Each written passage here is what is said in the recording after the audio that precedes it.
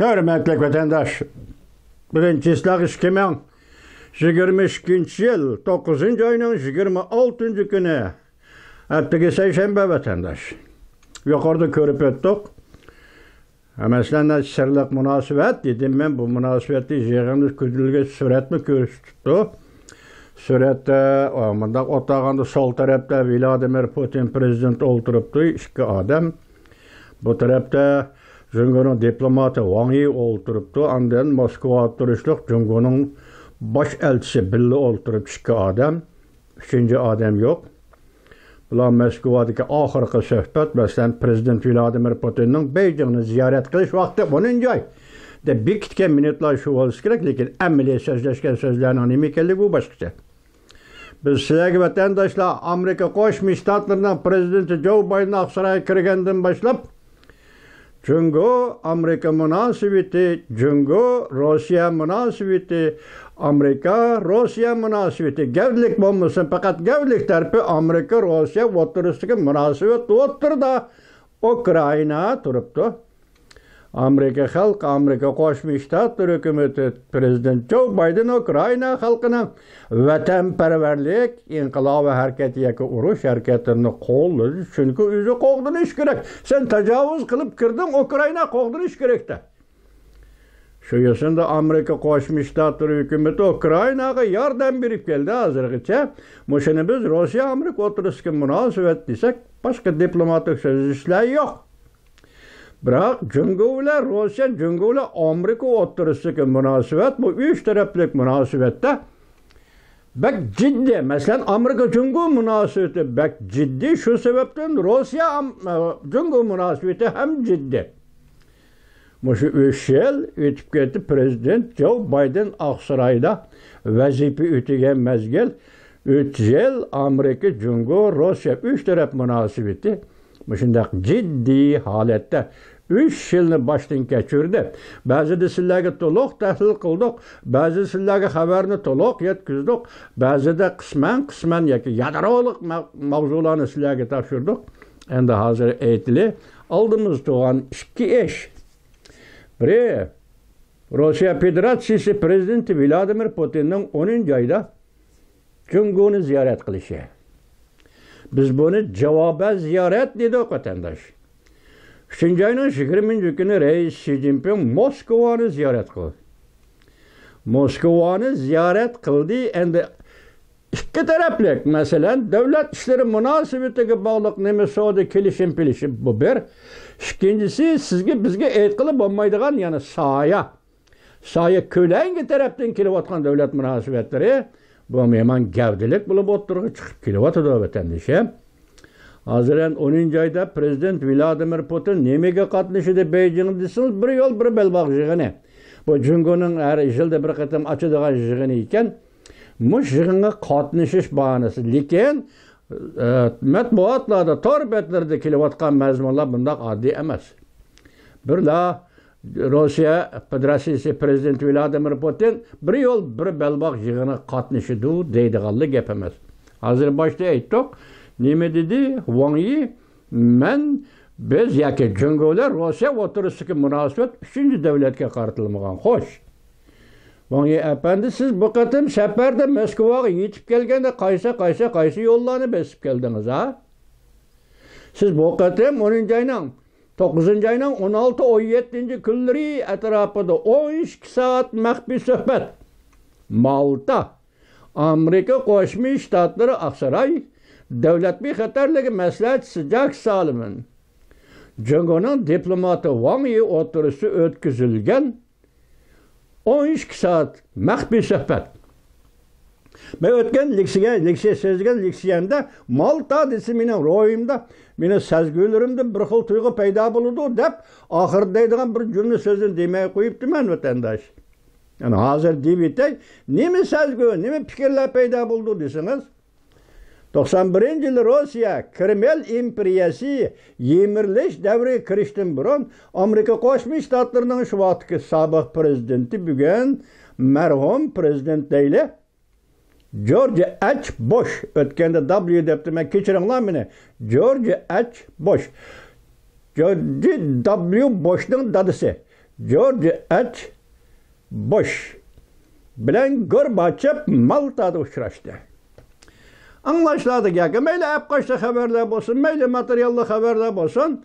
Şu vaxtıda Malta'da körüşkende Malta deniz istedi 200 kilometre qırğaqda yıraqlışıp hiç qandaq muhafizati, yıraq tutuğan muhafizati parxotlarını hesap qanmaganda 200 kilometrenin neresidir ki? İşki devletinin rəhbəri Malta'da bir parxot içinde birden tercümanını işiltip söhbetleşti vatandaş. Şunun deyin ki Gorbachev Malta söhbetinden qaytıp gelip la Rusya diye şu vaxtki Sovet İttifaqıda Bolşevistik partiyanın Rusya zimini çevresi içinde faaliyet kılıştan toxtulğanlığı doğrusu dikkat buyruğa imza koydu ya vatandaş. Ahır nemdirim çünkü siyamda hazır Prezident Joe Biden bile Reis Xi Jinping'in bunda uçuruş mümkünlüğü yok. Endi hazır San Francisco şehrinde uçuruşudu degen bir mümkünlük oturuğa çıktı. Yani onun 2 ay vadeyle San Francisco Asya Teçokiyan İqtisadi Hemkarlık Yığını'da Prezident Joe Biden bilen Reis Xi Jinping'in görüşüş mümkünlüğü oturuğa çıktı. Biz tünüge silahlik sözlep bulduk. Şunu Malta'da sen menin alanmışındaki bir sezgi var vatandaş. Derken Cungo'nun diplomatı Wang Yi o derecedeki o salayetli adam emez. O bir diplomat. O bir diplomat halas bu derecede o salayetli adam emez. Lekin meni gıdıqlayotgan narsa Malta degan gap. Şunu Wang Yi efendi sizge sual koyup bakaylı qaysi yollarını besip Moskvaga keldiniz. 18. günüden 21. günügacha hatta Peterburg berip Prezident Vladimir Putin bilen görüştünüz. Şundak ciddi miydi? Wang Yi efendi şu derecede ciddi miydi? Mesela bana başta ettik, siz evvel devlet bir hatarlık mesaj Jack Sullivan bilen görüştünüz. 16-17. gün 12 saat andan Moskvaga bardınız. Endi bu arlık sizler 3. devletki qartılgan emas. Cungo bilen Rusya'nın münasebeti deyiş. Diplomatiya sahası qanchalik zaruri var demekçi men Wang Yi efendi. Sizden burunki. Sen diplomat, Tashqi ishlar ministeri Chingang 3. ayının 29. günü 3. ayının 20. günü Rusya'nı ziyaret kılış, ziyaret doğrusu to'xtalib Reis Xi Jinping'nin siyasi şahmat oyunu degan mavzuda xabar berib bizni Moskvaga Amerika Qo'shma Shtatlari avatdi degan edi. Wang Yi efendi shundaq deb turayli. Hozir endi keladiganimiz sizmi bir nima deb oshkor qilganingiz yo'q. Yoki Rossiya Kreml sarayidan bir nima deb oshkor qilgani yo'q. 10. ayda Prezident Vladimir Putin Beijingni ziyorat qildi. Zodi nima? Nima ish? Faqatla bir yo'l bir belbog'. Shunchalik ishmi? Bizim qo'yilgan savolimiz mana shu yerda Prezident Vladimir Putin oldimizda 10. ayda Cungoni ziyorat qildi. Endi men deyilayotgan gaplarga qarang, ha, vatandosh nima deydi deng. Bu yerda deyilayotgan gaplarning o'zida nima debdimi? Buning sirliq tarafi Beijing balki Washington ve Moskva bilan bo'lgan munosabat orlig'ini munosib ravishda tartibga soladi. Sabab nima? Mavzu nima? Masalan, Beijing Moskva bilan bo'lgan orliqni tartibga solsa, sabab nima? Mavzu nima? Masalan, Beijing Washington bilan bo'lgan orliqdagi munosabatni tartibga solsa, sabab nima? Mavzu nima? Bu to'g'rida Cungo diplomati Wang Yi bir narsa degan emas. Wang Yi uch qilib manda ish degan emas. Hozir gap mushu mavzudagi mushu gap sirliq taraf nima desangiz faqat bir jumla xulosalasam vatandishim. Cungo diplomati Wang Yi Malta'da Amerika Qo'shma Shtatlari davlat bexatarligi maslahatchisi Jack Sullivan bilan ko'rishdi. Maqsad Amerika Cungo munosabatidagi jiddiylikni pasaytirish deyli. Shundan keyin 18. kuni Moskvaga borib 21. kunigacha Rossiyada ziyorati bo'ldi. Prezident Vladimir Putin bilan Peterburgda ko'rishdi. Tashqi ishlar ministri Sergey Lavrov bilan Moskvada görüştü. Rossiya Federatsiyasi KGB yoki Bexatarlik komitetining raisi Patrushev bilan Moskvada görüştü. O qaytadigan chaqda endi prezident Vladimir Putinning Beijingni 10 ayda ziyorat qilishini muqimlashtirdi. Mushu o'ttirliqdiki mavzu nima Wang Yi efendi? Mesela Amerika bilan munosabatni yaxshiladik, pasaytdik, bu to'g'ri. Deyishingiz to'g'ri. Men arliqlik siyat vatandoshim sizga nima dedim? Bu qatim Birleşken Devletler Teşkilatı'nın umumiy yig'inida Ukraina meselesi, Tayvan meselesi o'tirib qo'yildi. Men demedim. Erkin Asiya Radyosu Xitoy til programmasidan bir leksiya tayyorlab men sizlarga so'zladim. Amaliyotda Tayvan meselesi yoki Ukraina meselesi malayli gavdalik oldi o'tirib qo'yilmadi Birleşken Devletler Teşkilatı'nın umumiy yig'inida. Bu Tayvan meselesi undaq gavdalik o'tirib qo'yilmadi. Sebep de Birleşken Devletler Teşkilatı yig'ini 19. kuni boshlandı. 16-17 günü diplomat Wang Yi devlet bir xatarligi maslahatchisi Jack Sullivan bilan Maltada görüştü. 18. günü diplomat Wang Yi Moskvaga yetib keldi. 19. günü Birleşken Devletler Teşkilatı'nın umumiy yig'ini boshlandı. Yig'inda Amerika Qo'shma Shtatlarining prezidenti Joe Biden nutq so'zladi. Dunyoviy hamkorlik, dunyoviy tenglik, dunyoviy ittifoqlik, tenglik. İki ufqum bu için nutq so'zli nutqning jarayoni shu.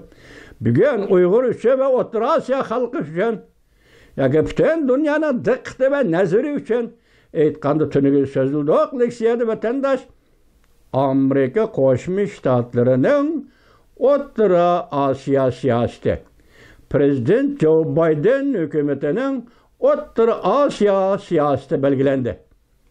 Prezident Joe Biden Aqsaroyga kirgan vazifa o'tashga kirgan 2021 yil 3 ayning 18-19 kunlari Amerika Qo'shma Shtatlarining suhbat vakili Davlat ishlar kotibi Antony Blinken, Davlat bexatarligi maslahatchisi Jack Sullivan 3 ayning 18-19 kunlari 2021 yil Amerika Qo'shma Shtatlarining shtati Alyaska shtatida Jungo Amerika suhbatini o'tkazdi.